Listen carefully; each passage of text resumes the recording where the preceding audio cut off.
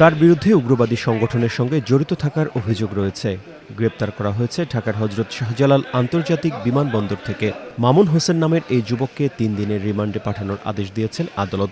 ২০ জুলাই বিকেলে ঢাকার metropolitan magistrate Mohammad Jewel Rana শুনানি শেষে এই আদেশ দেন।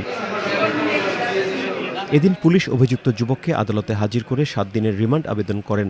আসামি পক্ষ থেকে রিমান্ড বাতিল ও জামিন আবেদন করা হয়। এ সময় রাষ্ট্রপক্ষের আইনজীবী আদালতকে বলেন, গ্রেপ্তার যুবক ২০২০ সালে বাংলাদেশ থেকে পর্তুগাল হয়ে ফ্রান্সে যান। সেখানে উগ্রবাদী কার্যক্রমে জড়িত থাকার অভিযোগে তাকে দেশে ফেরত পাঠানো হয়।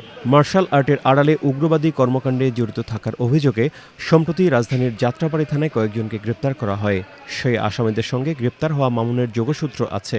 আমরা বিজ্ঞ আদালতকে বলি, ইতিপূর্বে এই আসামির বিরুদ্ধে ২০১৯ সালে এবং ২০২৪ সালে গেন্ডারিয়া থানায় এবং তেজগাঁও থানায় ২টি সন্ত্রাস বিরোধী আইনের মামলা বিচারাধীন রয়েছে।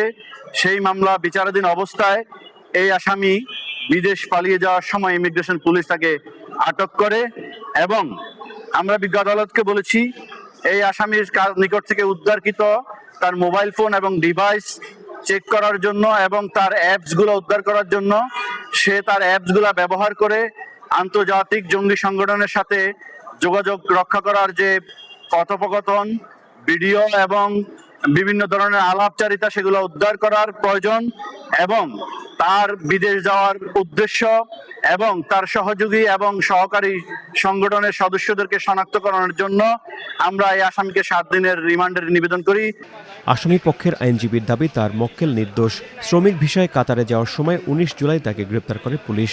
আসামি পক্ষের লয়ার হিসেবে আমার কথা ছিল যে এই আসামি তো আসলে সঠিকভাবে কিছু জানে না। আগে ২টা মামলা ছিল, সে পারিবারিক এবং কি পরিবারের যে একটা ব্যয়ভার এটা গোছানোর জন্য, পরিবারের অভাব মেটানোর জন্য সে মূলত বিদেশ যাইতেছিল।